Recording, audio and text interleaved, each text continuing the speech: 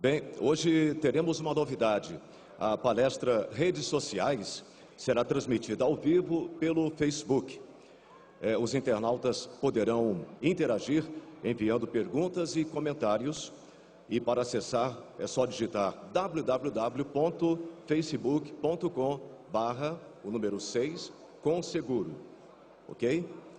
Palestra Redes Sociais. Transmissão ao vivo. Um esclarecimento importante. Todos receberam no credenciamento 2 fichas. Uma de avaliação e outra que é uma pesquisa de opinião da Central de Serviços e Proteção ao Seguro da CNSEG. Esta ficha, a pesquisa de opinião, é que concorre a um mini iPad no final do nosso evento. Esta aqui é apenas uma ficha de avaliação, que nós pedimos que as 2 sejam preenchidas. Muito obrigado. Vamos então ao 5º painel.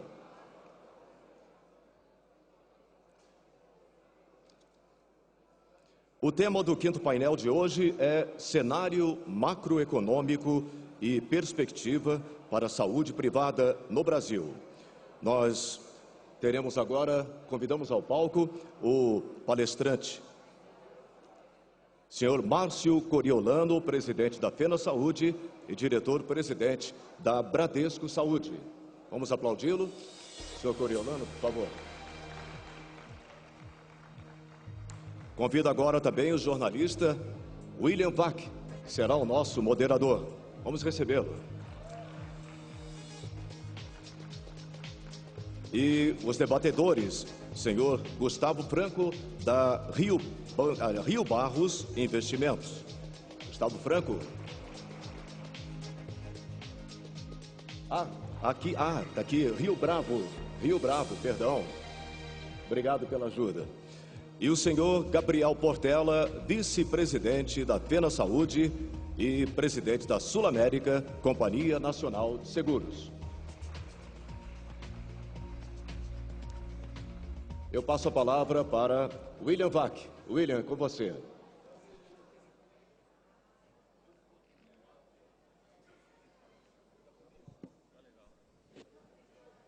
Eu vou passar a palavra logo para você. Pessoal, alô, alô. Que silêncio agradável agora a todos. Como é minha piada favorita, vocês já conhecem, eu preciso inventar uma nova, que eu não estou acostumado a dar bom dia às pessoas. Alguém assistiu o Jornal da Globo essa madrugada, não? Ah, tem alguém que foi dormir tarde igual eu, olha lá, só que eu ainda vim de São Paulo. Do jeito que está indo, daqui a pouco eu vou dizer bom dia, quando terminar o Jornal da Globo, enfim. É um prazer estar aqui, um prazer poder ver com quem eu estou falando e, sobretudo, de participar de uma conversa que não é... Como na televisão em geral a gente só participa de conversa que é debate de candidato, não é uma conversa, é um teatro. Então, se vocês, como eleitores, puderem fazer algum tipo de pressão para acabar com essas regras que tem debate de candidato político, que essas regras foram feitas para proteger o candidato de vocês, dos eleitores, e transformar nós, jornalistas, em mais palhaços do que a gente costuma ser nesse tipo de situação, onde já somos normalmente. Então, eu fico muito satisfeito que esse não é um debate de candidatos, portanto, vocês já entenderam, não há regras. A ideia é que seja uma conversa a mais informal e fluida possível. Como é que nós vamos trabalhar nessa hora e 10, hora e 15 de painel? O Márcio vai fazer uma exposição, ele prometeu que vai ficar em torno de 20 minutos, e depois nós vamos falar a respeito do que ele expôs. A participação de vocês é fundamental. Haverá, pelo que eu fui instruído, haverá um microfone à disposição de vocês, do público, e quando estiver faltando 20, 15 minutos para acabar o nosso tempo, vocês é que vão tomar conta do microfone, então vão preparando. Normalmente, pela minha experiência nesse tipo de evento, o público pauta, dirige, mostra direitinho para que lado gostaria que a discussão fosse. Então, sem mais delongas, Márcio, por favor, a palavra é sua.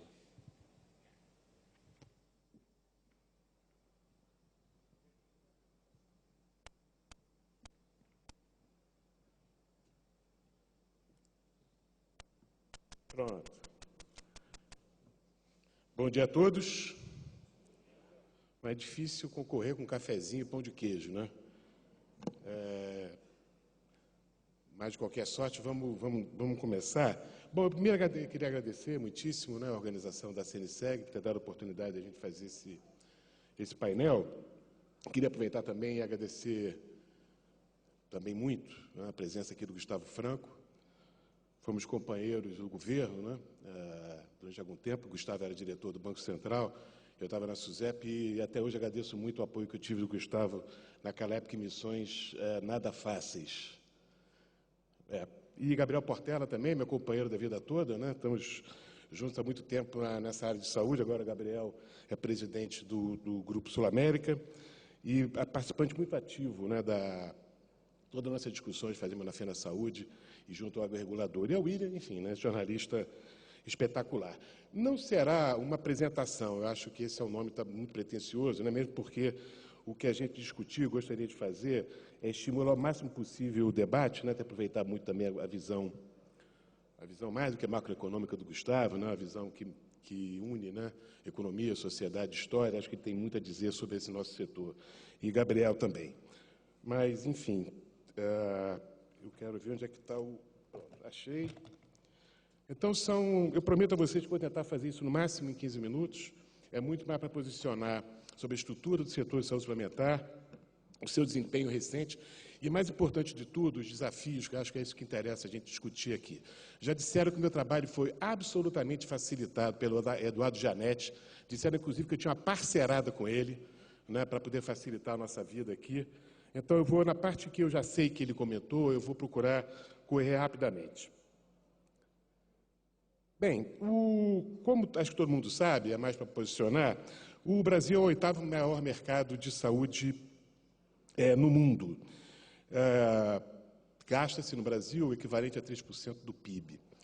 Para ter ideia do tamanho, ele é equivalente ao que se gasta no Canadá, enfim, mais que na Espanha, mais que na Itália, igual ao Reino Unido, enfim, né, um pouco menos que a China.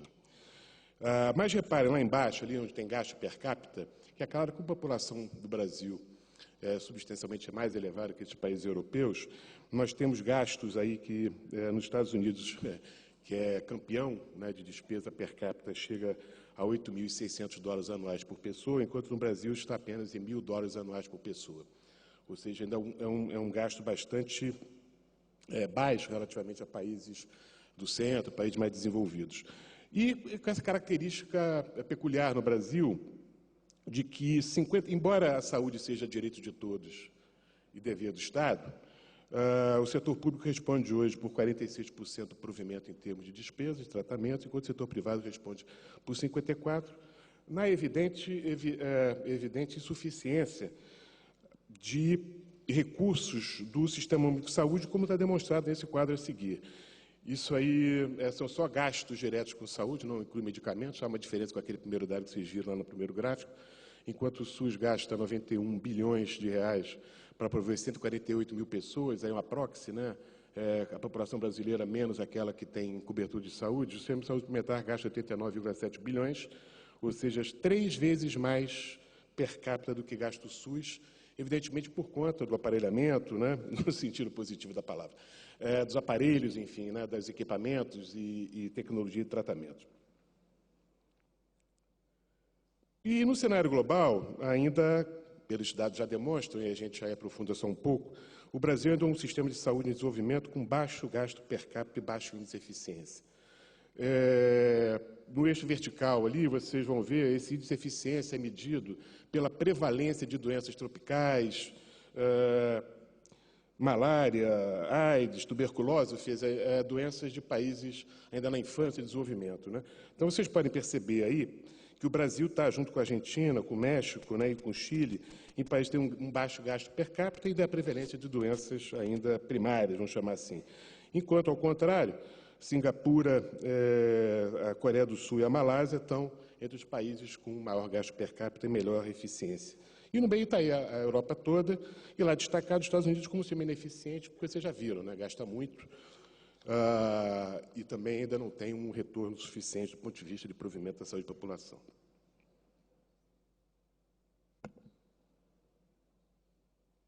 Desculpe. Bem, o setor de saúde suplementar, como vocês sabem, ele tem crescido muito, tem crescido uma taxa histórica de 4,6%, e em odontologia uma taxa de 17% ao ano, taxa média de crescimento nos últimos 5 anos, 6 anos. Ela reduziu um pouco agora, né, 2,7% para a saúde privada, para a saúde médica, planos médicos e pouco mais de 8%, 9% para planos odontológicos. Mas, na realidade, o que impulsionou e vem impulsionando esse crescimento é exatamente a formalização do emprego, né, que está demonstrado aí nesse gráfico à esquerda, e as projeções indicam que a população empregada cresce, cresceu uma taxa de 2,8%, vai crescer uma taxa estimada de 1,2%, contra o crescimento da população menos de 1%. Ou seja, mais e mais estão sendo incorporados ao mercado de trabalho pessoas e é o motor também de benefícios que as empresas dedicam para os seus funcionários. A taxa de desemprego está aí, é outro lado, né, do emprego, né? Enquanto a formalização do emprego cresce, a taxa de desemprego também ela decresce, o que é combustível bom para esse setor de saúde que depende de emprego e renda. Está aí, a penetração dos planos de saúde ela tem correspondido exatamente a essa dinâmica da economia e da sociedade brasileiras. A penetração vem aumentando devido à formalização do emprego. Antes, apenas as grandes empresas quem tinham plano de saúde para os seus funcionários. Hoje, cada vez mais e mais, são as pequenas e médias empresas que, para fugir do problema da saúde pública e para poder reter funcionários e assim por diante, ela oferece plano de saúde pagando tudo, dividindo com seus empregados. Está aí também, de novo, né, as evidências, todo mundo já sabe, só para mostrar o espetacular crescimento da chamada classe C, que é essa cinza mais claro aí do meião, né? Tanto cresceu quanto também a expectativa é que cada vez mais a classe D diminui de tamanho, dando lugar a um crescimento da classe que mais consome no país. Depois a gente fala um pouco sobre o consumo de bem dessa classe social. E tem se visto também, para derrubar alguns mitos, né, e também provocar discussão, que há uma correlação positiva, esse é um estudo recentíssimo da FENA Saúde, há uma correlação muito positiva entre índice de desenvolvimento humano municipal e cobertura de plano de saúde. Vocês estão vendo aí, exatamente os municípios com IDH, esse desenvolvimento humano alto, são aqueles que têm a maior taxa de cobertura, o que indica também a contribuição relevante que a saúde privada tem dado para o desenvolvimento do país.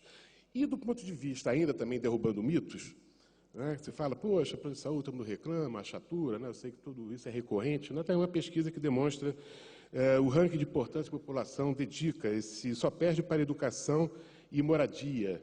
Né, o plano de saúde vem com o terceiro maior desejo e, inclusive, disputando, junto com os outros dois, as principais referências. E ainda, com relação aos nossos estereótipos que nós vivenciamos todo dia e que é preciso também desmistificar, o plano de saúde é a experiência, para quem usou, a experiência positiva. Né? É claro que é um mercado absolutamente diferenciado, tem empresas de todos os tamanhos, né? Não existe lugar nenhum do mundo, doutor Gustavo Franco, um país que tenha mais de 1.700 empresas operadoras de saúde em funcionamento. Isso não existe, né? Isso é apenas uma herança de um passado em que se podia tudo, né? Abrir uma empresa de operador de plano como se abria um negócio qualquer. Mas, de qualquer maneira, está aí. A população reconhece que tem mais segurança em caso de doença, reconhece que é essencial para quem tem filho pequeno, é essencial para todo mundo. Então, é tudo muito positivo do ponto de vista da avaliação que se tem do uso. Né? Mas tudo são flores? Não, evidentemente que não. Isso é um pouco de uma árvore, né, de desafios, vamos chamar assim. Sobre o provimento da saúde, seja pública, seja privada, do lado direito, ali, aquela pressão da oferta. É uma pressão formidável, né, de todos que atuam nesse sistema, seja novas tecnologias que entram, os mecanismos de remuneração, os médicos são remunerados pela quantidade de coisas que eles fazem e não tanto pela resolubilidade daquilo que tem. E pelo lado da demanda, que é isso tudo que o Janete já discutiu e apresentou para todos nós, o envelhecimento populacional, a transição epidemiológica, cada vez mais e mais doenças crônicas, em vez de doenças agudas, o que aumenta o prazo de tratamento, a seleção adversa, que é um jargão nosso aqui, não vou me culpar disso agora, e os aumentos de coberturas. Né? A ANS, recentemente, ontem mesmo, editou um novo rol de procedimentos que amplia substancialmente o quanto é de cobertura da população. Bom, e como é que faz? Né? Isso se transforma em aumento de preço, que a população não gosta, aumento do custo essencial, que a população não gosta, e aumenta o reajuste dos planos. A população igualmente não gosta, né? Mas, enfim, é preciso compreender que esse sistema se baseia no mutualismo e que é preciso redistribuir, do ponto de vista de todo mundo, o que a sociedade decidiu ela mesma, ou alguém decidiu por ela, cobrir. E as restrições são evidentes, a renda disponível à população e as restrições orçamentárias das empresas têm orçamento para isso, não pode ficar gastando muito acima dos fatores de produção. Como é que se resolve esse troço? Difícil, não, mas tem algumas medidas, né, já discutidas, consensuadas, inclusive internacionalmente, que, do ponto de vista da pressão da oferta, é preciso, de uma vez por todas, eu sou talvez um grilo falante desse negócio aí, disciplinar a tecnologia. Não dá para a tecnologia. Ontem mesmo eu estava comentando isso, né? Eu errei só a região, tá, gente? Não foi os Estados Unidos, foi a OECD. 67 bilhões de dólares em 2012 em desenvolvimento tecnológico, em medicina, biotecnologia, dos quais apenas um quarto os usuários disseram que poderiam reproduzir de alguma forma. Ou seja, 3/4, em algum dia eles vão entender como é que eles podem transformar isso em benefício para a população. E envelhecimento populacional, transição epidemiológica, tudo isso também são fatores que é preciso endereçar adequadamente com a palavra da moda, né? Seja com promoção, prevenção de saúde, entre outras coisas que a gente vai discutir neste painel.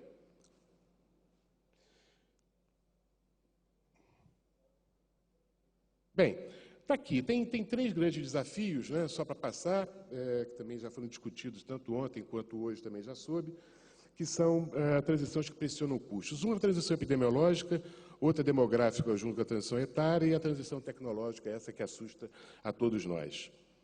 No caso da transição epidemiológica, é simples, né? É intuitivo isso. O mix de doenças muda à medida que os países se desenvolvem, né? Então, cada vez mais e mais, são as doenças crônicas que prevalecem. E as doenças crônicas são aquelas que demandam mais recursos para tratamento, né? Vocês lembram, né, que alguns anos atrás, todo mundo se lembra que a AIDS não matava. Hoje ela não mata mais, né? A mortalidade de AIDS é baixíssima. Hoje as pessoas, enfim, têm tratamento custosos. E vocês veem que quanto mais o progresso se muda para a direita, né, mais a prevalência de doenças que têm um custo mais elevado e maior taxa de permanência nos hospitais. Isso tudo com aquele barrilzinho que todo mundo conhece, a transição demográfica, a taxa de fertilidade diminuindo, a taxa de natalidade também diminuindo, a longevidade aumentando, então o que é pirâmide vai virar barril. Ou cogumelo atômico, a Solange prefere. Mas está aí, né? Quer dizer, é uma mudança que vai exigir. Eu não sou catastrófico, né? Tá bom? Ontem já falei. Né? Tudo isso tem. A Europa já enfrentou isso e equacionou de certa forma. Os Estados Unidos já experimentou grande parte disso, equacionou. Eu não sou daqueles que acham que o futuro vem aí para arrasar, né, com a população e tal. Tudo isso vai ter endereçamento do ponto de vista de políticas, programas, medidas concretas e assim por diante, né, que é o que está aqui para discutir. Está aí mais um caso só para mostrar que pessoas de 60 ou mais anos eram 4 milhões e 900 mil pessoas, perto de 5 milhões em 2010 e serão 15 milhões em 2050. Enquanto que a transição tecnológica é essa que tem trazido o maior custo, né, pela introdução à crítica desse tipo de tratamento, cada vez mais e mais, obedece uma lógica de valorização ao longo da cadeia produtiva da saúde, que vai da pesquisa e desenvolvimento, passando pelos laboratórios, passando pela distribuição, finalmente chegando ao usuário final, que sequer sabe se aquilo que está sendo prescrito para ele é bom ou não é, né? Em verdade, vos digo. Então, está aí exemplos também de protocolos médicos na área de quimioterápicos, cujo aumento de preços chega na ordem de 9.000%, dessa natureza. Isso aí não é só para assustar, não, tá, gente? Eu teria mais exemplos. É que eu estou poupando vocês de mais sustos do que esse que está sendo demonstrado aí. Muito bem, então, já indo para o final, para poder estimular esse nosso debate, e aí? Essas aí são questões, digamos assim, mais de natureza menos microsetorial e mais macrosetorial, porque as microsetoriais existem várias, né, que vocês estão acompanhando sempre, né? Mas, ao longo do tempo, o que a sociedade brasileira vai fazer? Essa discussão não é só no Brasil, não, está no mundo também, tá? Como é que você adequa aquilo que a lei trouxe, né, cobrir tudo para todo mundo, às restrições orçamentárias das famílias? Não esqueça que tem a inflação médica, né, que chega a 2 dígitos, bastante persistente há muito tempo, e uma inflação de preços que remunera, não remunera, mas é uma proxy de remuneração de capital, né, de renda, que é o IPCA, né, com produtividade ou sem produtividade. Então, está falando de alguma coisa em torno de 12%, quanto uma inflação de IPCA de 5,5%, 6%. E a cada vez que essa boca ela vai se alargando, o poder de compra diminui. Como é que faz para resolver essa reposição do poder de compra? Tem várias formas, né? Das mais suaves às mais drásticas. Acho que é isso que a sociedade brasileira tem que discutir, como, por exemplo, essa adequação orçamentária, né, para a subsegmentação de coberturas, que é um palavrão, né, para aqueles que criaram a Lei 9656.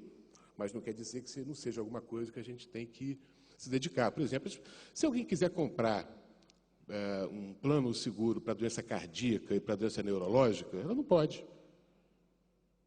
É once for all, ou seja, ou ela compra tudo ou ela não compra nada. Né? E não perguntaram para ela se era isso que ela queria, né, em algum momento. A ampliação do custeio pelos beneficiários. É claro, a cada momento que a inflação médica aumenta, as empresas que custeavam por exemplo, custeavam todo o benefício para os empregados, eles passam a dividir com os empregados. Mais e mais, mais e mais. Há pesquisas fartas aí de corretoras de benefícios que demonstram exatamente a transferência de renda, transferência de despesas para os beneficiários.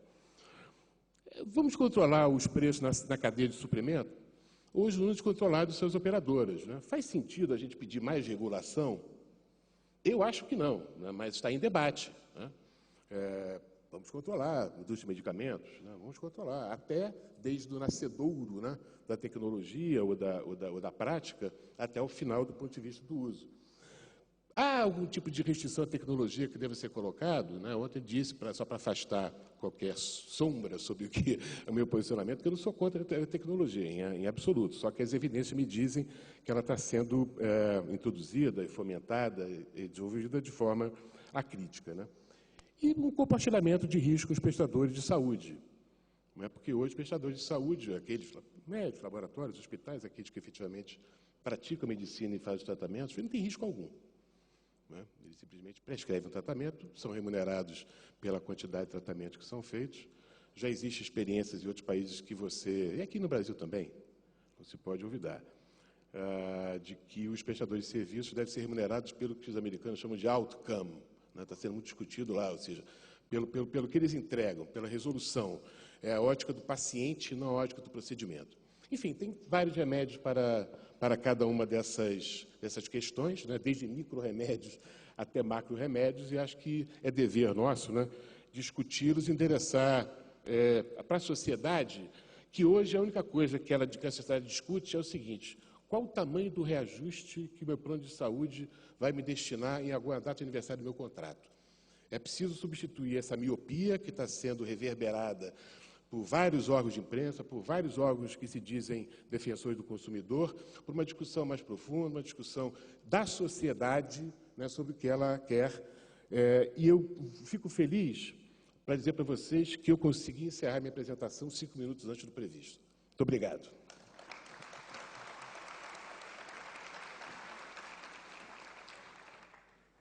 Márcio, obrigado. Eu não sei, é uma plateia de especialistas. Eu sou leigo no assunto. A leitura que eu fiz do que eu ouvi não me deixou animado. Há 4 pontos que você menciona, com bastante ênfase, Márcio, e pelo menos um deles não há possibilidade que você o influencie. Que você está perguntando se aquilo que você descreve como o que foi a incorporação de milhões de pessoas a um novo patamar de consumo e de acesso a crédito, que a gente traduz como crescimento econômico, vai continuar ou não? Essa é uma pergunta fundamental. De certa maneira, ela baliza o seu raciocínio. Você estabelece, quando você fala da sociedade brasileira, e você propõe uma discussão, como você acabou de fazer, que não é apenas em torno quanto vai ser reajustado o meu plano, mas você quer uma discussão ampla da sociedade. A pergunta óbvia que se impõe a todos nós, que seria a pergunta número 2, é a seguinte: existe na sociedade brasileira uma consciência saudável do que é relação custo-benefício? Ou, eu posso formular de outra maneira, o brasileiro sabe essa relação entre o que ele paga e o que ele recebe? Quase todos aqui vão responder não. Ou seja, é um problema central. O segundo, o primeiro é se o país cresce como veio até agora. Segundo, você está abordando questões quase antropológicas, digamos, a respeito de como que a sociedade brasileira se comporta. Mas você não parou aí, não. Você, ao falar da transformação demográfica e da introdução de novas tecnologias, forçosamente você, de novo, cai num campo difícil, que é a atividade do regulador. O regulador olha para aquela pirâmide, não é mais pirâmide, para o cogumelo demográfico, que está se tornando agora, a pirâmide era do meu tempo, quando eu nasci, e, ao mesmo tempo, pressionado pelo ambiente político atual no Brasil, ele se vê na situação de dizer tudo o que você pode fazer, inclusive quanto dinheiro você vai ganhar, de preferência nenhum, se depender do regulador. Lucro no Brasil é considerado pecado. Alguém duvida? Por último, Márcio, não sei se vocês viram a última capa da revista Economist, que é uma pergunta fundamental, sobretudo dentro deste quadro que ele apresentou, que é uma pergunta se a tecnologia, traduzida como ciência, fails. Em outras palavras, e você foi enfático nesse ponto. Em um momento eu até pensei que você tinha se convertido num membro do Partido Verde Alemão, que é famoso por uma postura culturalmente pessimista em relação ao progresso tecnológico. Ele não deve ser traduzido como evolução no sentido positivo. Ele deve ser entendido, isso você deixou claro numa das suas transparências ali, como um problema, não só de custos, mas também, e você disse 2 vezes essa frase, eu nem sei para que serve, às vezes. Eu estou traduzindo, evidentemente, a prerrogativa de um jornalista é pegar raciocínios sofisticados e reduzi-los a frases brutais. Você também faz 5 provocações interessantíssimas no final. Você pergunta, qual é o caminho que a gente deve seguir? Os seus pontos de interrogação são realmente de forte provocação, porque cada um deles, na visão que eu fiz do que eu acabei de ouvir, nos leva a um beco sem saída. Porque ele impõe uma outra série de elementos sobre os quais você tem pouco controle. Quando você fala de segmentação, você está dizendo, eu tenho que mudar o jeito que as coisas foram feitas até hoje. Por que o cara não pode comprar um seguro só, por exemplo, para ele machucar o pé? Ele tem que comprar tudo, como você falou. Ele está disposto a pagar mais? Essa talvez seja a pergunta que nós da imprensa já podemos responder para você direto. Não, qualquer que seja, mesmo que ele não perceba essa relação. Você aborda de novo a questão de controle de preços, ou seja, você volta a uma questão inicial sua, que é o papel do regulador neste ambiente político. E da tecnologia eu já falei, talvez o seu ponto, mas aí os especialistas dirão, dividir riscos ninguém gosta. Afinal de contas, se você é segurador, o risco é teu. Por que eu, hospital, vou dividir meu risco com você, se é você que leva a grana para isso? Vamos começar então pelo começo. O país vai continuar sendo o que o Márcio disse que veio sendo até agora, Gustavo? Bom dia a todos. Eu sou um otimista com relação a crescimento, embora acho que boa parte do chamado bônus demográfico já ficou para trás, talvez não tenhamos tirado todo o proveito disso. Do ponto de vista assim, da continuidade do crescimento, talvez a questão que me aflige mais hoje seja uma postura que eu acho que tem muito a ver com a discussão aqui, é a postura sobre o futuro. Nós já comprometemos o nosso futuro macroeconômico, em boa medida, em razão de endividamento. Temos hoje uma postura leniente, talvez mesmo alienada com relação ao tamanho da dívida pública brasileira, um dos campos, inclusive, mais conflagrados pela contabilidade criativa. Nosso ministro da Fazenda insiste que a dívida pública é 10% do PIB menor do que as organizações internacionais dizem que é. São 400 bilhões de reais a mais troco, não é isso? E outras coisas. Agora, esses 68% do PIB de endividamento é muito alto para um país emergente e não inclui uma variedade de obrigações não reconhecidas que são endividamento, desde algo como obrigações com o setor elétrico, com a Petrobras, velhas obrigações com o FCVS, talvez a dívida já seja muito maior. E tem um terceiro nível de endividamento não reconhecido, que tem muito a ver com as atividades dos que estão aqui nessa sala, que são as obrigações de caráter continuado, que são criadas a partir desse conceito amplo de dívida social, precisa ser resgatada. Então, o Estado passa a ter obrigação de gastar em saúde, educação, X% do Produto Nacional Bruto, esse X soma mais que 100, às vezes, e essas obrigações, no tempo, se capitalizadas e trazidas a valor presente, todo mundo aqui sabe o que é isso, se transformam numa dívida que deveria ser acrescentada à dívida pública, porque ela resulta em desembolso recorrente ao longo do tempo por parte do setor público. Mas a Dilma interrompeu a novela anteontem para dizer que com o pré-sal está tudo resolvido, grana não vai faltar. Seria ótimo se com o pré-sal ela fizesse a coisa que os manuais de economia mandam fazer e que os que estão aqui conhecem bem, que é o seguinte: você tem um ativo, guarda o ativo e utiliza os rendimentos desse ativo para pagar as contas de caráter continuado decorrentes do passivo dívida social. Não é isso que nós estamos fazendo com o pré-sal. Nós estamos utilizando para gasto corrente.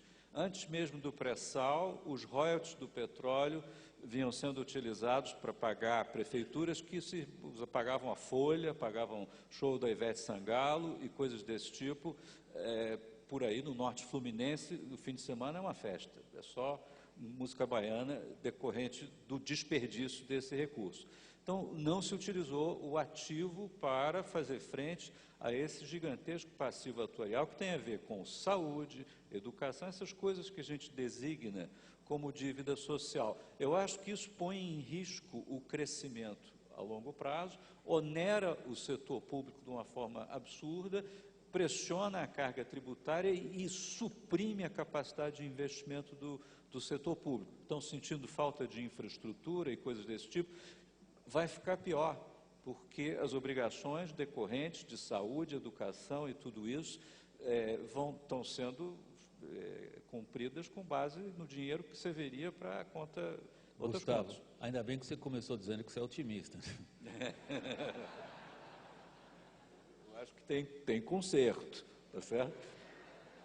E ainda bem que tem o pré-sal, porque se não tivesse, aí mesmo que... Desculpe, você concluiu. Queria passar para o Gabriel. Essa é a primeira apreciação, mas eu quero entrar em alguns aspectos sociais e tecnológicos e científicos, no sentido amplo que o Márcio suscitou, que as perguntas que ele coloca são ótimas. Gustavo, por favor, conclua, desculpe. Só para voltar ao tema, aterrissar, é que esse quadro macro coloca um assunto fundamental para esse ramo de atividade aqui, que é a divisão de trabalho entre o público e o privado. Ou seja, há um risco grande de populismo fiscal e outro risco grande de fazer a mesma coisa no plano regulatório. O populismo regulatório significa desequilibrar a equação financeira do plano de saúde ou do plano de previdência, quando o regulador define direitos que vão além da capacidade do operador cobrar do usuário.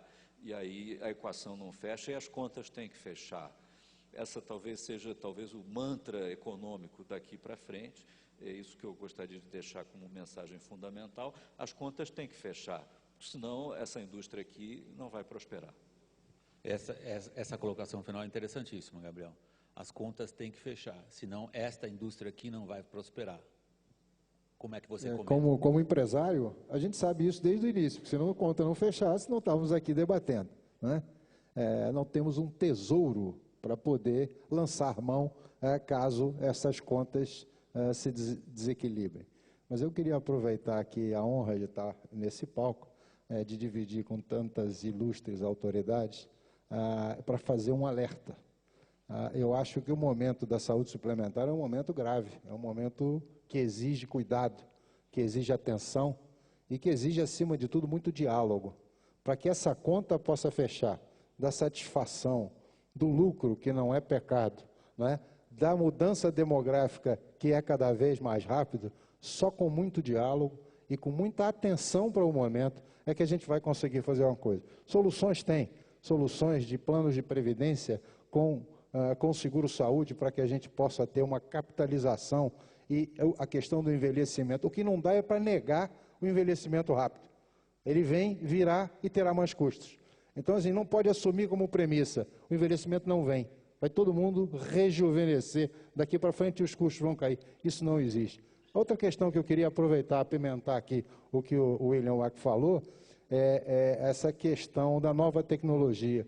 A gente discute muito pouco a tecnologia necessária, porque o espírito dessa atividade é repor a saúde ao estado anterior.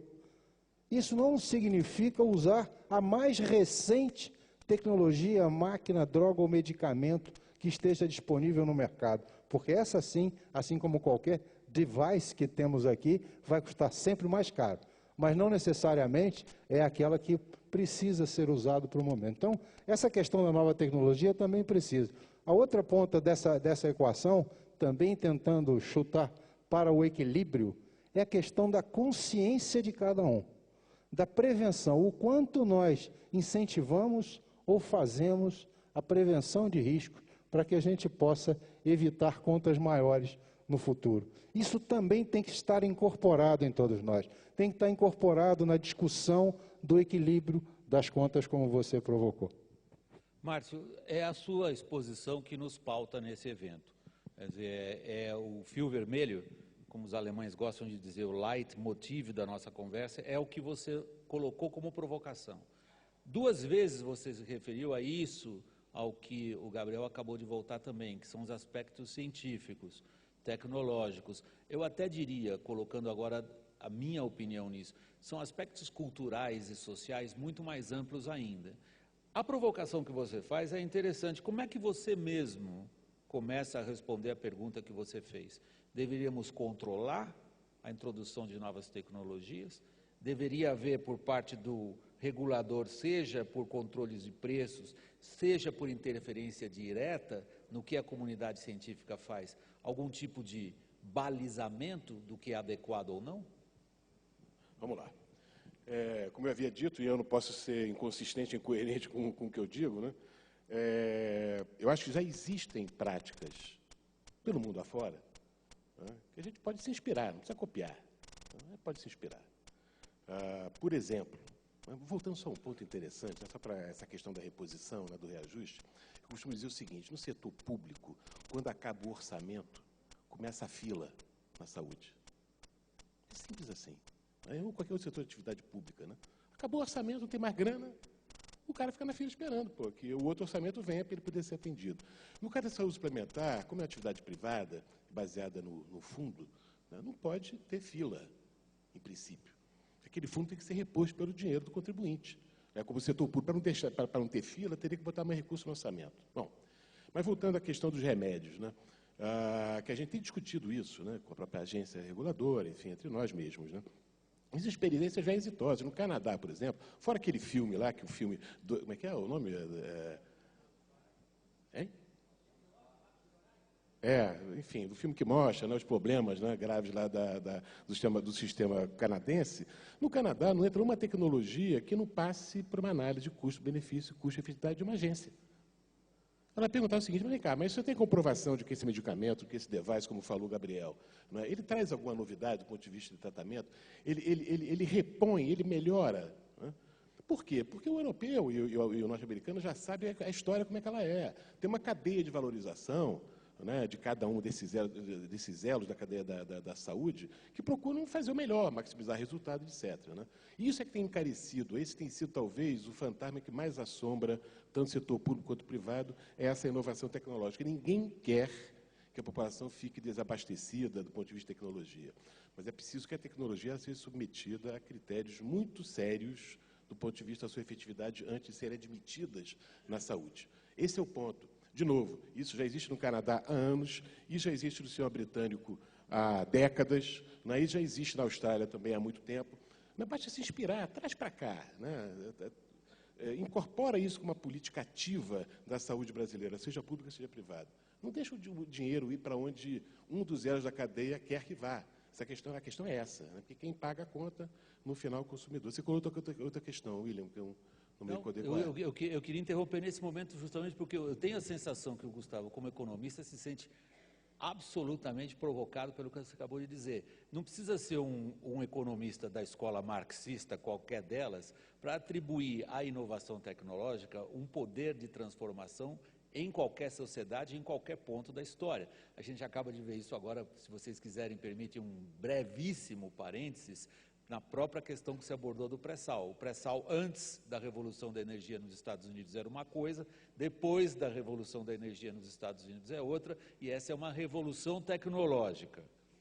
O que o Márcio e o Gabriel ponderam em relação ao avanço tecnológico nesse setor industrial é algo que talvez ainda não se tentou, que é controlar a explosão atômica. É isso, Gustavo? Pois não sei. Não é, a inovação tecnológica nos surpreende de maneiras inacreditáveis. Aqui, o que os economistas ouvem sobre os efeitos da tecnologia médica sobre a longevidade é absolutamente assustador. Não há sistema de previdência que vá sobreviver, enfim, tudo isso. Agora, mudanças tecnológicas também barateiam procedimentos. Mas não foi o que ele mostrou, isso que me surpreendeu. As mudanças tecnológicas, ele colocou um aumento, às vezes, de 9.000%, eu li correto? Como é que fica essa relação? O Gustavo tem razão, quer dizer, do ponto de vista de que... Mas no sistema de saúde, especificamente, eu não saberia falar de outros setores. Né? Existe teoria de inovação tecnológica, economistas, vários deles estudaram, e tem expoentes hoje no Brasil que discutem essa questão, inclusive na UFRJ, mas não estou falando digamos assim, da conceituação da inovação, né? Eu estou falando do que acontece na prática. Né? O que acontece na prática é que foge-se dos preços que são registrados, porque você sabe que tem a Câmara Médica, né, de Medicamentos, CAMED, né, que faz regulação de preços. Como é que a indústria foge da regulação de preços? Ela está permanentemente criando um medicamento novo, muda um componente, muda um brand, muda uma marca, e ele aparece no mercado com outro preço. Um dispositivo, por exemplo, hoje, né, a medicina está tão avançada que é uma cirurgia de coluna, é como se tirasse a coluna e colocasse outra novinha. Mais ou menos assim. Né? Esse negócio custa, em média, vai de 40 a 150 mil reais. Bem, essa mesma indústria também, né, quer dizer, a mesma cadeia de valorização, ela também coloca a cada dia novos dispositivos que não diferem em nada daquele que foi colocado anteriormente, simplesmente para alteração tecnológica com um preço mais elevado. Né? E muitas vezes dispositivos ou técnicas são colocadas no mercado. Eu não estou demonizando ninguém, não, tá, gente? Eu estou só apontando uma coisa que é importante para o nosso sistema. Né? E existem também técnicas novas que elas não substituem, né, mas elas se colocam ao lado de outras já existentes, ou seja, não há uma inovação na realidade. Né? Há uma agregação, né, de mais um custo sobre aquele custo que está existente. Especificamente, estou dizendo isso na área médica, né? Não saberia falar em outros setores da economia. Mas que isso, na realidade, é um componente importante do ponto de vista do crescimento da chamada inflação médica, ele e a gente não pode colocar isso para debaixo do tapete. É preciso discutir isso de forma bastante ampla com a própria sociedade que é usuária, né, porque ela também como é que é, Maristela? Ela é hipossuficiente, né? Eu não acredito nesse negócio de hipossuficiência. É o quê? É vulnerável. Né? Tá bem, mas acho que as pessoas voltam àquela história. Né? O consumidor ele tem que ser aparelhado, né, tanto pelo próprio governo quanto por nós mesmos, né, de informação para que ele possa julgar, né, para que ele não seja enrolado. Vou dar mais um dado, mas eu fico chato com essa questão, mas é porque é importante. A inflação médica americana, né, nos Estados Unidos, ela também era igualzinha à brasileira também. Né? Ela vinha e tal, evoluindo muito acima da inflação média, IPCA lá, né, índice de preço americano. Só que lá nos Estados Unidos tem uma diferença no sistema de saúde. Lá tem um negócio chamado franquia. 9 entre 10 planos de saúde são planos com franquia, ou seja, o segurado, o beneficiário, ele coça o bolso antes da operadora entrar com o resto. E esse negócio criou lá o que eles chamam de consumerismo, que não o que é o nosso consumerismo, é a consciência de utilização. Né? Que se ele sabe que ele vai ter que botar dinheiro do bolso dele para tratamento, ele vai primeiro perguntar ao seu médico, é esse tratamento mesmo que é preciso? É esse custo mesmo? Então, isso criou lá, né, uma cultura de questionamento. Bom, agora eu vou chegar no final que eu queria dizer. A inflação médica americana agora colou na inflação geral de preços. Por quê? Porque com o advento da crise, o dinheiro ficou escasso e os caras, coçar o bolso, como eu digo, ficou cada vez mais caro. Né? Você vê como é que é importante, né, o papel do consumidor, a consciência do consumidor, a contribuição dele para que ele possa fazer o julgamento correto do ponto de vista desses recursos, senão vai chegar no futuro, como o Gabriel disse, o sistema não se sustenta. Nós começamos falando dos aspectos gerais, do crescimento da economia, dos desafios da tecnologia, da incorporação, da ciência nos seus aspectos até filosóficos e caímos agora no bolso do cidadão, Gabriel. E isso são duas esferas que é difícil a gente separar uma da outra, mas na exposição inicial do Márcio ficou claro, por exemplo, essa pergunta que eu reproduzi aqui como a minha de número 2, que me espantou, essa relação que vocês mesmos responderam, não existente do ponto de vista do brasileiro como homem sociológico, entre o que ele paga e o que ele recebe. E agora o Márcio usa um exemplo de fora, que no fundo, às vezes, através da caricatura, a gente entende ou a gente se vê melhor no espelho do que olhando o próprio rosto, que é essa dos Estados Unidos. Apertou, o cara é obrigado a pagar uma franquia, ele, o segurado, no fundo, acaba levando a que os preços se tornem mais toleráveis, porque ele tem uma outra consciência, a tal que nos falta, Gabriel. Eu vou fugir do saúde 2 segundos, mas volto nele já já. Nos anos 70, a frequência de sinistros de automóvel, só para poder pegar aqui, era de 120% da sua carteira, ou seja, mais de uma vez as pessoas utilizavam seguros. Aí o governo, na época, implantou uma participação obrigatória, que foi, obviamente, uma chiadeira generalizada, né? Então, ficamos sendo vistos como vilões naquele momento. Hoje a frequência é em torno de 20%, 25%. O que mudou? Mudou a consciência. Não estou querendo que o governo baixe uma medida dizendo que, a partir de agora, todo procedimento médico deverá ter uma participação obrigatória, mas seria uma saída nessa direção. O que eu tenho dito é que a gente precisa procurar soluções para fomentar o mercado. Ao contrário do que pareça, para qualquer segmento, aumentar preço é a pior coisa para o empresário. Significa que vai vender menos, significa que vai ter mais reação. O que o empresário quer é ter previsibilidade e a capacidade de poder cobrir os seus custos, não para a sua ineficiência, mas para toda essa mudança que a gente vê que a economia tem com toda essa velocidade. Parece complicado, mas é simples como isso. Difícil praticar, porque à luz do consumidor, e você já definiu muito bem, qualquer aumento é abusivo. Não dá para pré-definir um valor, porque na visão de cada um tem seu conceito de abusividade. O que nós queremos é fechar a conta de uma forma que privilegie a satisfação do usuário, mas fomentar o mercado. Ter soluções de redução de preço, de redução de utilização, de redução de custos, significa trabalhar para o fomento do mercado. Coisa que a gente não vê por parte das autoridades, isso já foi discutido com eles, não é? Nenhum movimento na direção de dinamizar e aumentar o mercado, para não ter 48 milhões de usuários, para ter 60, porque essa é a necessidade também do governo. Mas ele precisa ter medidas de estímulo, como eu falei antes, com diálogo, para que o assunto venha à mesa e não seja visto como uma premissa que o problema não existe. Uma pausa técnica. Pintou, é que vocês não estão vendo, mas a gente tem uma tela aqui que fala um monte de coisas para a gente. A última que piscou para nós é a seguinte: faltam 5 minutos, mas isso é para abrir as perguntas para o público. Ótimo, então eu ainda tenho uma última pergunta para o Gustavo, e aí teremos... Alguém da produção me ajuda? Quanto tempo para perguntas da plateia? 10 minutos, 15 minutos, 20, 1 hora, o dia inteiro? Eles vão falar para a Flaquinha. Gustavo, então a última pergunta nessa rodada, antes da gente passar a palavra à audiência. Nós estamos falando de um agente econômico nesse caso. Nós estamos falando desses que foram incorporados a esse padrão de consumo. E nós estamos tentando identificar nele quais são os padrões de comportamento que sugerem uma saída, talvez, para a pergunta colocada na exposição do Márcio, e agora detalhada pelo Gabriel, no sentido da criação não que seria uma consciência do consumidor, ou sim, em relação ao seguro, em relação ao setor de saúde? Eu queria discordar. Eu acho que isso não é uma questão de consciência, é uma questão de incentivo. Eu acho que o consumidor brasileiro é igual a qualquer outro consumidor que paga o que tem que pagar, o que considera justo, e tem que ter um regulador que assegure que o que ele recebe é o que ele contratou. É assim lá, é assim aqui. A ideia da franquia resolve um problema clássico em economia, que é o problema de incentivos equivocados, quando existe seguro e o sujeito segurado passa a ficar leniente porque ele tem um seguro, não cuida do carro e tem mais acidente. Põe uma franquia que todo mundo fica cuidadoso. O mesmo procedimento, quando se trata de saúde, funciona igualzinho, portanto, incentivo.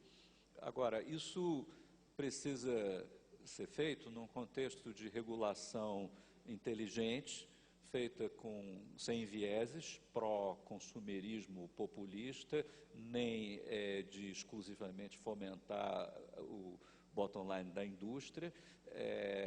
A regulação aqui precisa ser feita de uma forma madura, que às vezes, vendo de fora, eu tenho a sensação de que não é bem o que acontece. Eu já mencionei aqui a expressão populismo regulatório, isso acontece nessa indústria como em tantas outras, e decorre, em última instância, da crença que controle de preço ou a interferência direta do regulador na coisa vai resolver em benefício da parte fraca, vulnerável e hipossuficiente da relação, quando não é assim. Tá certo? É preciso ter uma inteligência que acho que falta. Eu vinha comentando com o Márcio que agora, aproximando-se as eleições, eu vejo os times se organizando para fazer os programas de governo. Me chamou a atenção que do time que eu faço parte, tem pouquíssimos macroeconomistas no time. Antigamente, como a inflação era o grande problema, sem o qual não havia vida inteligente no país, o problema era a inflação e todo mundo estudava a inflação, meus alunos todos só queriam fazer tese sobre inflação. Bom, passou o tempo, agora o mesmo grupo se reúne, tem 50 pessoas, 3 macroeconomistas, todos os outros são pessoas que fizeram seus doutorados, estão trabalhando em áreas micro, que são educação fundamental, saúde suplementar, economia da segurança, só temas alheios à macroeconomia, e são PhDs formados, prontos para este tipo de trabalho, nas agências reguladoras setoriais, que estão cheias de problemas difíceis, de incentivos, de estruturação de mercados, na eletricidade, no aeroporto, na saúde suplementar, e isso hoje em dia está na mão de quem? Está na mão de partido político. As agências reguladoras foram aparelhadas, os congressistas recomendam seus amiguinhos e parentes para as agências, não dá, mas está errado. É uma espécie de uma revolução cultural que eu imagino que vai ocorrer daqui para frente na regulação dessa atividade, como em tantas outras parecidas, onde precisam os técnicos tomar conta desse negócio e fazer da forma inteligente, sem o viés populista político que tem orientado a regulação no Brasil.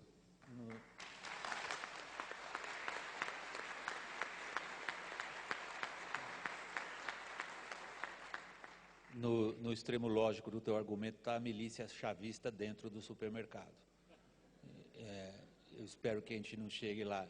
Não sei se eu sou tão otimista quanto você é, do ponto de vista político, em calcular quanto que de racionalidade econômica, quanto de desprezo ao viés político, quanto que nós podemos acreditar que o aparelhamento do Estado por grupos privados, no caso um partido político, ceda lugar a isso que você está colocando, que me parece essencial, senão a nossa perspectiva é complicada. A palavra é de vocês. Tem microfone, tem aqui uma mão já levantada.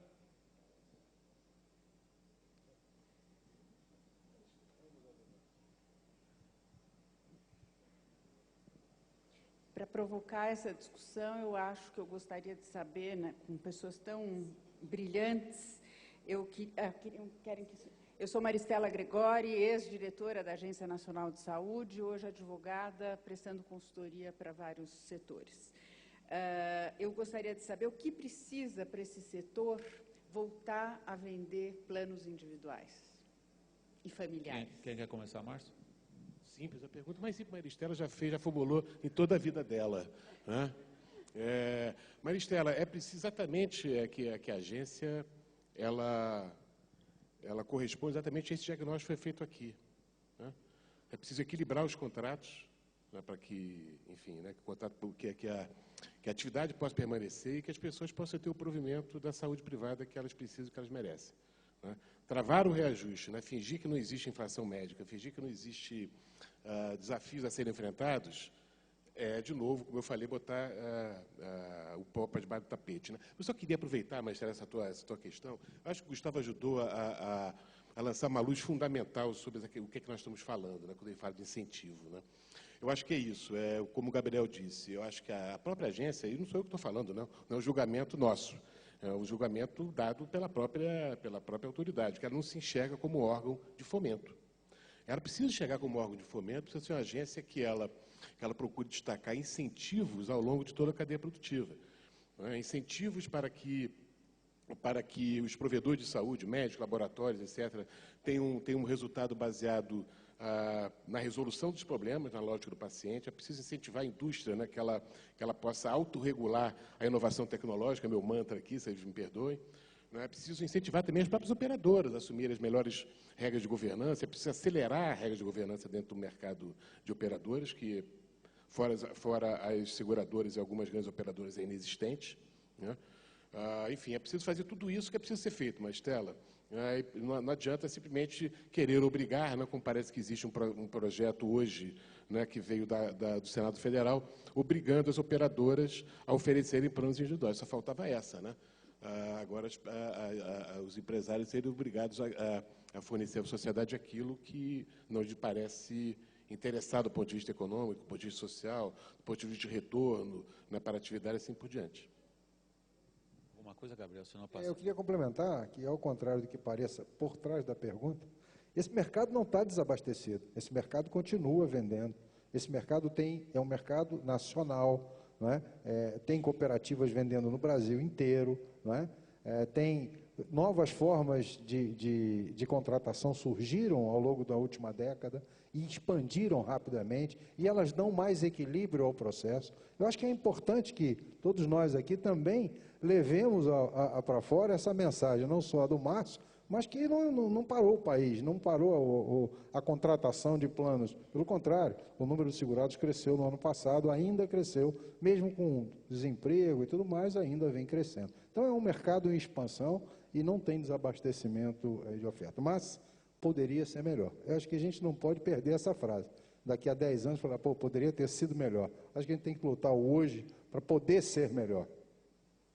Eu vi uma mão levantada ali atrás, se pudesse. Acho que está comigo agora. Desculpe. Eu. Tá. Aqui Meu tem nome é Lúcia. Tá, 1 e 2. Tá. Você poderia se apresentar? Então, meu nome é Lúcia Vale, eu sou consultora atuarial e me preocupa muito que as empresas elas têm que contabilizar no balanço delas, muitas delas, esse passivo atuarial com plano de saúde, né?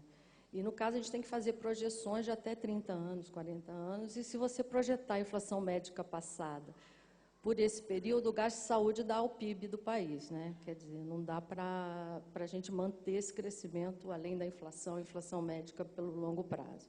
Então, cada consultora, acredito que usa uma subjetividade e fala, bom, vou projetar por esse período, por esse valor, ou seja, não é só o nosso bolso, né? Impacta também o valor econômico das empresas. Você pode estar subestimando muito esse custo ou superestimando muito.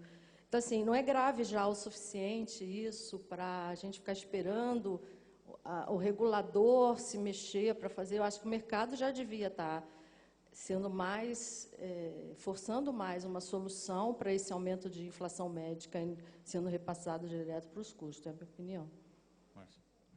Nossa, olha, eu poderia passar aqui horas, né, te falando o que a gente já tem feito, né, as operadoras, pelo menos aquelas que eu posso falar por elas, são da Fena Saúde, né, exatamente para ativamente fazer proposições para o órgão regulador e, no âmbito de cada uma, mitigar exatamente esse custo. A gente não está parado olhando as coisas acontecerem, não, senão não estaria eu e o Gabriel aqui, os acionistas teriam mandado a gente embora há muito tempo, não é? Então, do ponto de vista da nossa interação com amém, né? Do ponto de vista da nossa interação com o regulador, né? Talvez sejamos nós, a Fena Saúde, que está mais ativa fazendo proposições. Vou dar para vocês algum exemplo.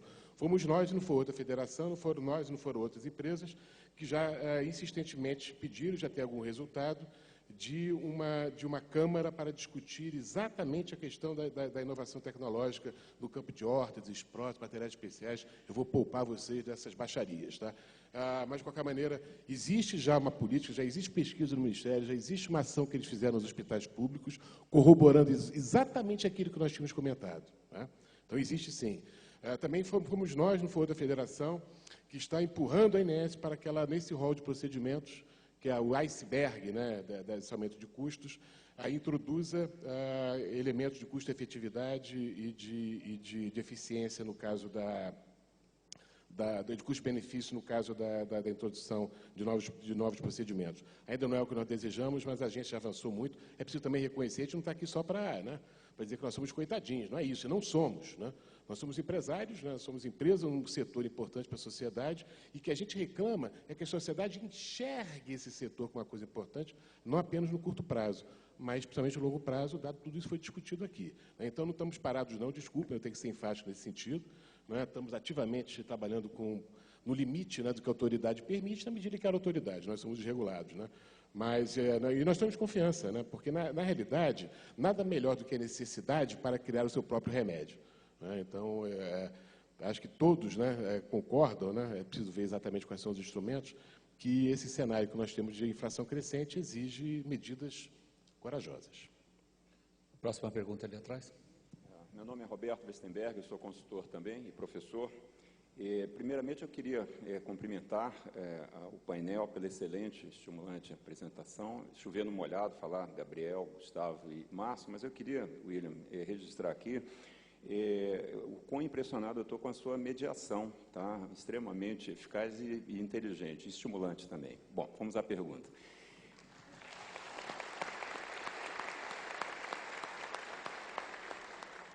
O Gabriel, a pergunta é para Gabriel e Márcio, citou elementos que são óbvios da teoria de seguros, né, como as franquias, né, e a importação desses conceitos para o setor de saúde. Queria colocar mais duas sugestões aqui. Primeira, no seguro de automóvel existe a cobertura só para roubo e perda total, ou seja, por que no saúde também a gente não desenvolve produtos que cubram só o que a gente chama de grandes riscos, né? As consultas talvez podem ser absorvidas pela pessoa. A pessoa que ela talvez precise seja uma cobertura de grande risco. E ainda nessa linha de ideias trazidas do setor de seguros, existe um conceito também chamado seguro a segundo risco, né? Por que não? A pessoa que já tem um plano de saúde, por exemplo, numa empresa, mas ele não cobre toda a necessidade dela, por que não existir um seguro a segundo risco que cubra só a ponta do risco, como se fosse assim a catástrofe, o grande risco? Obrigado. Um de vocês, porque a gente põe mais perguntas. Ô, Roberto, nós estamos longe disso. Não foi falta de tentativa, né? A lei que foi promulgada em 99 foi discutida por mais de 10 anos no Congresso, e ela tinha um dos princípios, exatamente o que foi colocado aqui pelo Gustavo, pelo William, e até pelo Janete, antes, pelo professor Janete, de ter uma cobertura de atenção básica e depois você ir crescendo à medida que você tivesse poder de renda, vamos chamar assim. Essa discussão está perdida. O que nós estamos discutindo hoje são formas, na minha opinião, são formas de você expandir o mercado através de capitalização, através de coparticipação, mantendo uma cobertura integral aos segurados. Eu acho que, da forma como ela foi colocada hoje, pelos 13 anos de regulação, pelo que se consolidou na própria regulamentação do direito do consumidor e do Código do Consumidor, dificilmente teria espaço para você fazer divisões de risco nesse país. Nós temos que encontrar outras formas de financiar esse processo, porque por trás de tudo isso está como financiar o modelo que está aí. Eu recebi um delicado recado dizendo "That's the last question". A sua. Bom dia a todos. Eu queria fazer uma colocação primeiramente com relação à saúde, que a gente falou da franquia adotada, e a gente percebe que em planos de saúde adotado, de repente, por serviços públicos e até de tribunais, existe uma franquia médica. Isso dá uma certa consciência a pessoa que vai utilizar de uma participação, o que não ocorre em planos fechados, só de serviços públicos. Isso talvez seria uma forma de criar um senso crítico, uma participação, e eu acho que esse modelo já é adotado em uma parte e que também poderia ser pensado dentro dos planos de saúde fechado fora dos serviços públicos.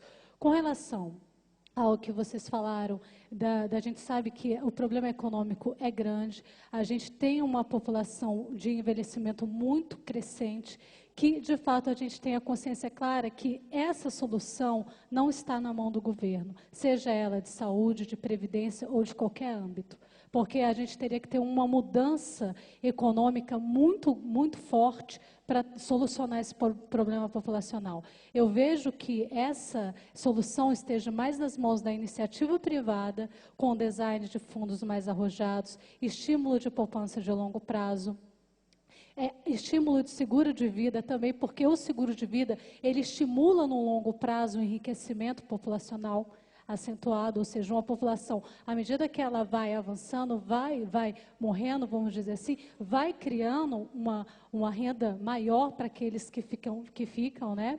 E eu acho que isso aí, talvez, a solução seria, de fato, um estímulo de fundos de previdência, né, não como investimento, mas sim como uma necessidade de tempo e de planejamento econômico, que não acontece. Eu acho que isso não existe, até nos meios de comunicação, William. A forma que é vendida a previdência privada, talvez não seja colocado da forma que deveria ser, como algo de necessidade de tempo. Ou seja, a população precisa se organizar financeiramente dentro do Brasil para os problemas econômicos futuros que ela vai ter que enfrentar. E esse eu acho que é o nosso pensamento hoje, de criar um design de que essas propostas de poupança de tempo possam ser eficazes para os próximos 10, 20, 25 anos a seguir, né? Com design de planos arrojados, com uma venda desses produtos não de forma financeira, né? E eu acho isso extremamente importante. Eu queria saber qual o pensamento de vocês em relação a isso.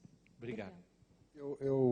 É uma das alternativas que a gente colocou aqui e que está em tramitação aí nos órgãos reguladores, seja a SUSEP, seja a ANS, é a adoção de um fundo de previdência que possa ser usado para a saúde no longo prazo. Mas eu vou tentar parodiar aqui o William, que tenta fazer uma notícia, uma manchete, né, vou chamar assim.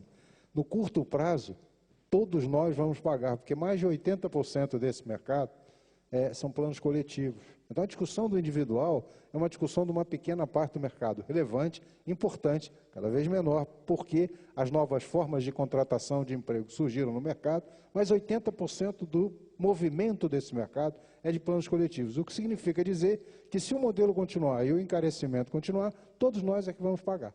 E o que nós estamos aqui discutindo, até porque acreditamos no setor e vemos a necessidade dele para a economia brasileira, nós deixamos de ser um reflexo da economia brasileira, o mercado de seguros, para ser um dos impulsionadores, dada a subpenetração que nós temos de seguro ainda nesse Brasil. Então, estimular o mercado de seguro, estimular novas formas de contratação, é também aquecer a economia, é também elevar a participação nossa no PIB. Só complementando rapidamente essa questão, né, para não ficar eu respeitarei eternamente o seu direito de dizer, professar o que você entende como seja mais adequado, mas também me reservo o direito de discordar, né?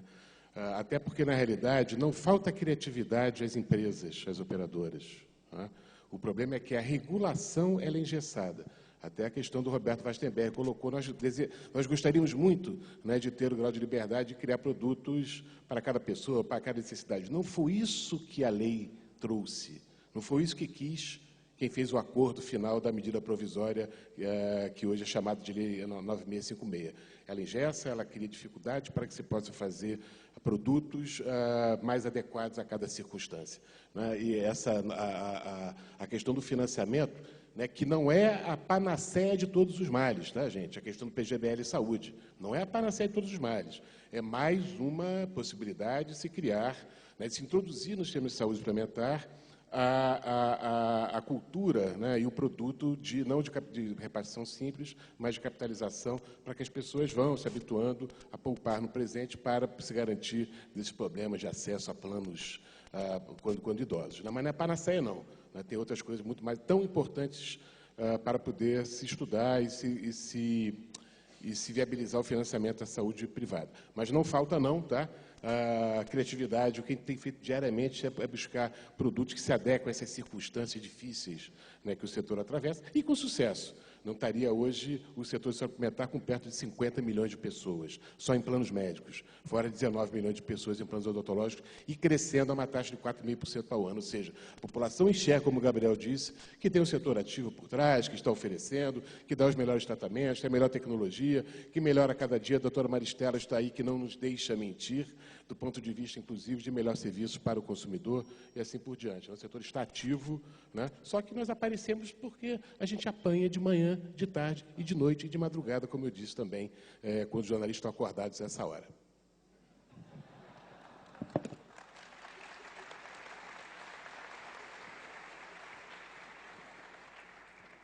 Só um comentário de macroeconomista sobre a pergunta, a observação que eu achei que transcende o assunto de plano de saúde, toca no assunto da necessidade desse país ter uma cultura de poupança e de cuidado com o futuro, que passa pela criatividade, pela sinergia entre a saúde suplementar e a previdência complementar.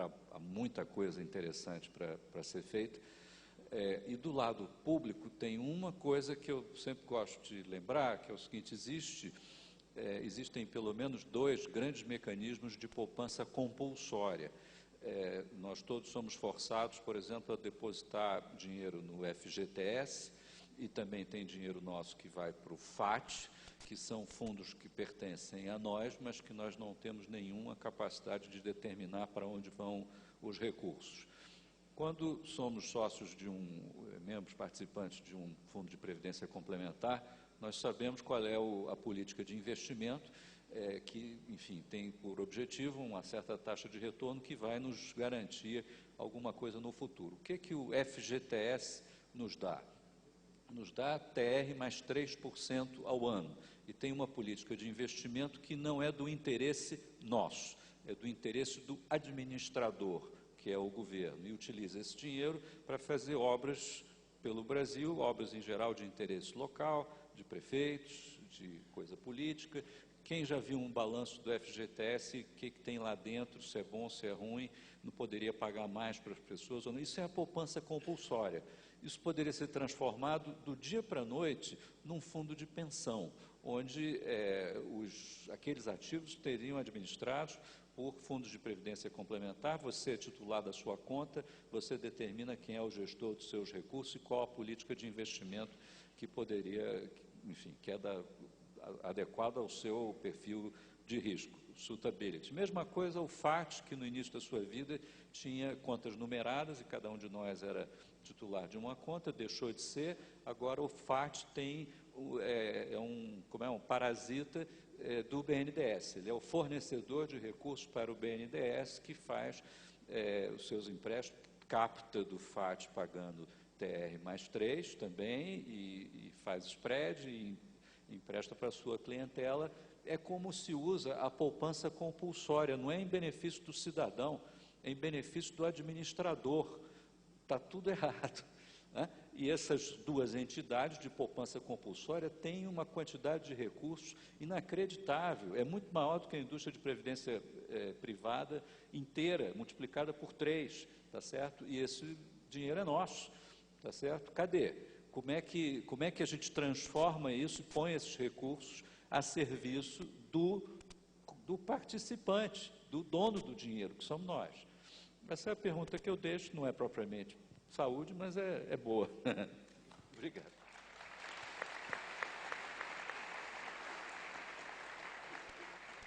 Gente, nós estamos encerrando, só me referir à palavra que foi dita em relação a mim. Fica muito fácil quando o assunto é interessante e um time ótimo desse e um público participativo. Muito obrigado. Bem, nós vamos agora fazer um intervalo de 15 minutos para o café, que será servido aqui atrás do palco, onde tem um estande da Escola Nacional de Seguros. 15 minutos, por favor.